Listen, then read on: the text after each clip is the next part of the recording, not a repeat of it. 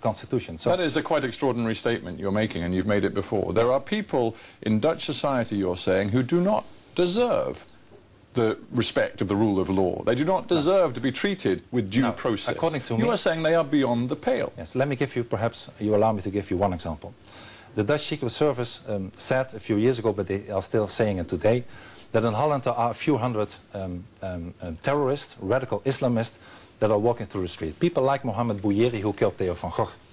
But because... with respect, he was convicted after a trial, after due legal process. Yes. You are talking about people who do not deserve the rights of the rule of law. Without going to a judge, you said recently, they should be arrested and expelled. Without going to a judge. But maybe you allow me to finish what I just tried to tell you. Now, what I tried to tell you is that there are a few hundred people walking through the streets of Holland, not according to me, but according to the Dutch Secret Service, whose aim is to use violence sooner or later in order to achieve their Islamic fascist goals. That is a suspicion they have. A suspicion not my suspicion, it's a suspicion the authorities may have. Nothing more than a suspicion. If I can choose between taking our chances and letting those people walk freely down the streets of Amsterdam or Rotterdam, or as a preventive measure to use, for instance, administrative detention, to arrest those people by an administrative law, of course they'll also be checked by a court, but not by a penal code, not by a penal court, then I choose for the safety of the Dutch families. I choose for the fact that I don't want to take the risk that tomorrow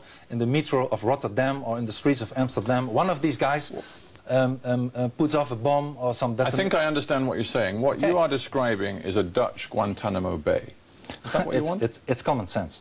It's a Dutch Guantanamo Bay. By the way, I learned this administrative detention when I visited my friends in Israel, where they used it.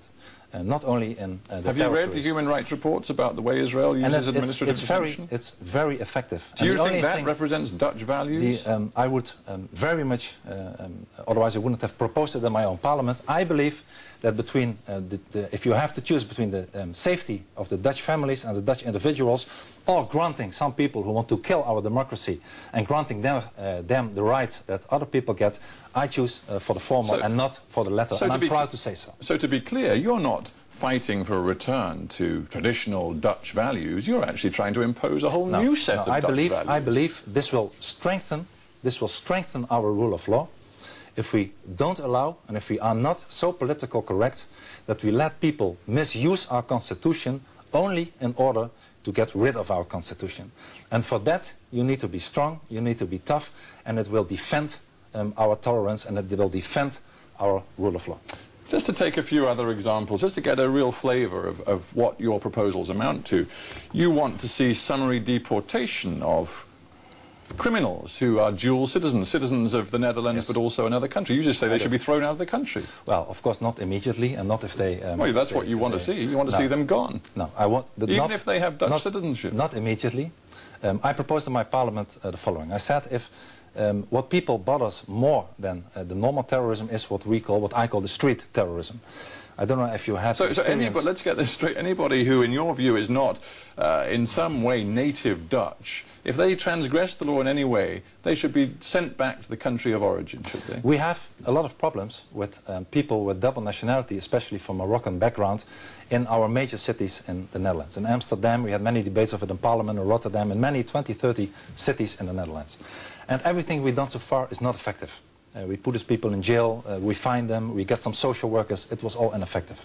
And I'm looking for an effective way. And yes, indeed, if people commit a crime and they do it again, and they do it again for a third time, then at the end of the day, I would say that if you have a double nationality, for instance, you are Moroccan and Dutch, we will have to strip you from the Dutch nationality and send you away. You want to, just to continue, let's talk more about your proposals. You want at least a 5-year ban on immigration from non-Western countries. You want to ban women wearing the burqa, that is the all-over robing that some Muslim women choose to wear.